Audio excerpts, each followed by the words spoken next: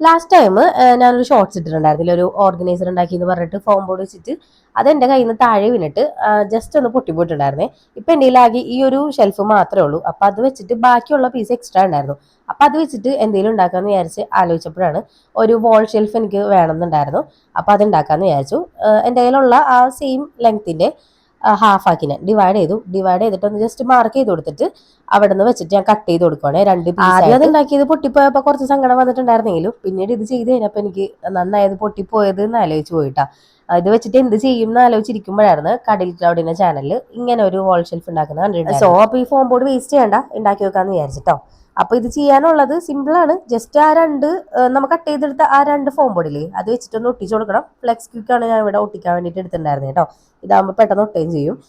അപ്പൊ ഞാൻ ഇത് ഒട്ടിച്ചു കൊടുക്കുവാണ്. ജസ്റ്റ് അതിന്റെ മുകളിലൊന്ന് വരച്ചിട്ട് ഇങ്ങനെ ജസ്റ്റ് ഒന്ന് അമർത്തി കൊടുത്താൽ മതി. അപ്പൊ സംഭവം സെറ്റ് ആയിട്ടുണ്ട്. ഇത് ഒരു എന്താ പറയാ, ഒരു 10 സെക്കൻഡ്സ് ഞാൻ പിടിച്ചു വെച്ചിട്ടുണ്ടായിരുന്നുള്ളൂ. അത് കഴിഞ്ഞപ്പോഴേക്കും സംഭവം ഇവിടെ കുറച്ചുകൂടിയിട്ട് ഒരു അഷുറൻസിന് വേണ്ടിയിട്ട് അതിന്റെ ഉള്ളിൽ കൂടി ഞാൻ ഒന്നുകൂടി ഗമ്മ തേച്ചിട്ട് ഒട്ടിച്ചു കൊടുത്തിട്ടുണ്ട്. അങ്ങനെ രണ്ടെണ്ണം ഇവിടെ റെഡിയാക്കി എടുത്തിട്ടുണ്ട്. രണ്ടും രണ്ട് സൈസാണ്. ഞാൻ പറഞ്ഞില്ലേ വേസ്റ്റ് ബോർഡ് ആയതുകൊണ്ട് തന്നെ രണ്ടും രണ്ട് സൈസാണ്.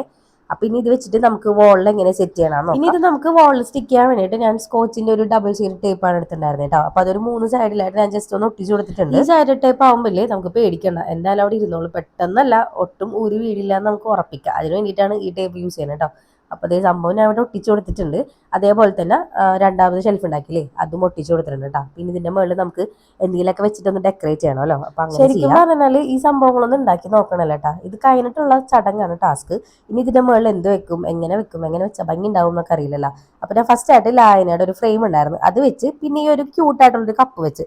പക്ഷെ അതെന്തോ നമ്മുടെ ഈ എസ്തെറ്റിക് ടേബിളിനോട് മാച്ച് ആയി പോയി. അതുകൊണ്ട് ഞാൻ ഉണ്ടാക്കിയ ഈ ഫ്ലവർ വേസ് വെച്ച് കൊടുത്തിട്ടുണ്ടായിരുന്നു. പിന്നെ ഈ ഒരു ഈസിൽ വെച്ച് കൊടുത്തിട്ടുണ്ടായിരുന്നു. അതിന്റെ മേളിൽ ഒരു ബോയിന്റെ ഒരു പ്രിന്റ് ഔട്ട് എന്തെങ്കിലും ഉണ്ടായിരുന്നു. അപ്പൊ ജസ്റ്റ് ഒന്ന് ക്യൂട്ടാക്കാൻ വേണ്ടി വെച്ച് കൊടുത്തിട്ടുണ്ട്. പിന്നെ ഇത് അതിൻ്റെ കളിക്കണ ഒരു ക്യാമറയാണ് അതും. പിന്നെ ഒരു പട്ടിക്കുട്ടിനെ വെച്ച് കൊടുത്തിട്ടുണ്ട്. ആ പട്ടിക്കുട്ടി ആക്ച്വലി ഒരു ഷാർപ്പനർ ഉണ്ടാകും, കണ്ടപ്പോൾ ഇഷ്ടമായപ്പോൾ വാങ്ങിയതാണ്.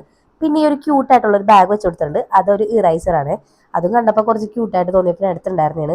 അപ്പൊ ഫൈനൽ ലുക്ക് ഇങ്ങനെ വരുന്നത്. സംഭവം എനിക്ക് എന്തായാലും ഇഷ്ടമായിട്ടുണ്ട് കേട്ടോ.